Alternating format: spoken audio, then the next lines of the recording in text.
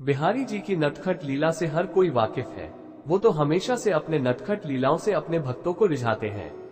मथुरा में जो बिहारी जी का मंदिर है, उसमें जो पुजारी दिन में ठाकुर जी की सेवा करते हैं, उसके दौरान रोज प्रातः उठकर मंदिर में सबसे पहले झाड़ू लगाकर फिर ठाकुर जी को जगाया जाता है।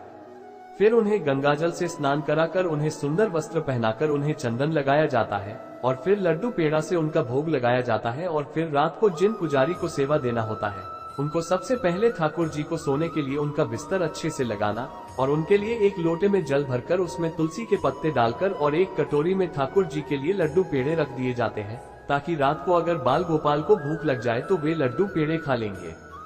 वो तो लीलाधारी हैं, पता नहीं कब कौन सी लीला उनके मन में सूझे।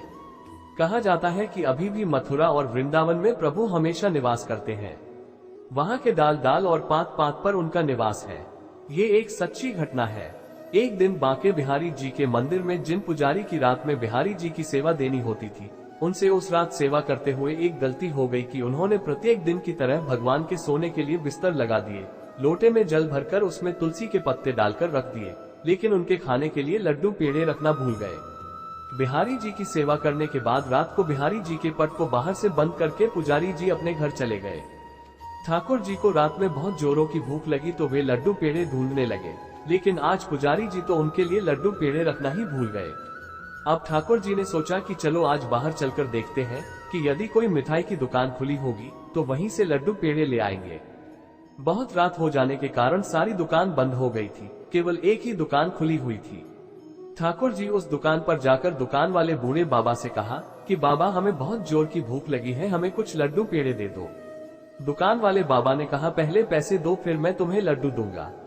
बिहारी जी ने कहा, बाबा हमारे पास अभी तो पैसे नहीं है, लेकिन आप हमारा विश्वास करो कि मैं घर जाकर मैया से कह दूंगा, मेरी मैया सुबह आकर आपको पैसे दे देगी। बाबा ने कहा, मैं तुझ पर विश्वास नहीं करता, पहले पैसे दो फिर लड्डू पेड़े ले जाओ। तब बिहारी जी ने कहा, बाबा आप एक काम करो, मेरे ये कड़े आप रख लो और इसके बदले मुझे लड्डू दे दो। सुबह मेरी मैया जब आपको पैसे दे जाए तो आप मेरे कड़े लौटा देना। बाबा ने ठाकुर जी के कड़े रख लिए और बदले में वे उन्हें लड्डू पेड़े दे दिए। ठाकुर जी अपने मंदिर में जाकर लड्डू खाकर सो गए। सुबह जब पुजारी जी ने मंदिर का पट खोला और झाड़ू लगाकर ठाकुर जी को जगाने गए तो उन्होंने देखा कि बिहारी जी के एक हाथ का कड़ा कहाँ गया। वे मंदिर में चारों तरफ खोजने लगे, लेकिन उन्हें कड़ा कहीं नहीं मिला। ये खबर मंदिर के बाहर तक पहुंच गई। बाहर से भी सभी लोग आकर पूछने लगे कि कड़ा आपने कहाँ रखा। पुजारी जी ने कहा कि मुझे अच्छी तरह से याद है, जब मैं मंदिर का पट बंद करके घर जा रहा था, उस वक्त भी कड़ा ठाकुर जी के हाथ में था। फिर अचानक कड़ा कहाँ गायब हो गया? ये बहुत बड़ी हैरानी की बात है। बात मंदिर के बाहर फैलते फैलते उस बाबा के कानों तक पहुंची और वो मंदिर की ओर भागे। उन्होंने पुजारी जी से पूछा कि क्या हुआ, इतना अफरा तफरी क्यों मचा हुआ है? पंडित जी ने कहा कि हमारे बांके बिहारी जी के एक हाथ का कड़ा जाने कहाँ खो गया। मैंने रात में घर जाते समय कड़ा उनके हाथों में ही देखा था। पता नहीं बिहारी जी की ये कैसी लीला है। इतना सुनते ही उस बाबा ने वो कड़ा निकालकर दिखाया कि कल रात को मेरे दुकान पर एक नन्हा बालक लड्डू लेने आया था। उसके पास पैसे नहीं थे तो उसने मुझे ये कड़ा देकर कहा कि सुबह मैया आकर आपको पैसे दे जाएगी और कड़े आप मेरी मैया को दे देना। पुजारी जी का तो कड़ा देखकर पूरा देह भर आया, वे पसीने से लथपथ हो गए। उन्होंने कहा कि अरे ये कड़ा तो ठाकुर जी का ही है।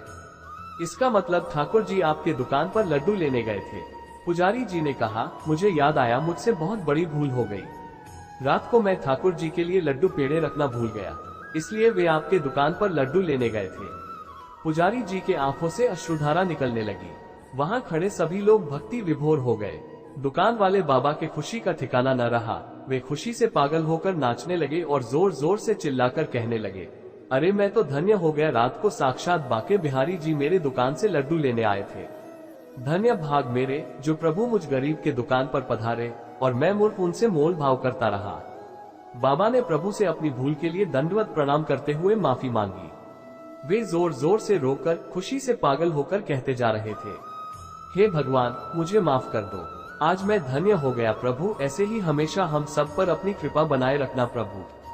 मंदिर में खड़े सारे लोग खुशी से पागल होकर प्रभु का जयकारा लगाने लगे।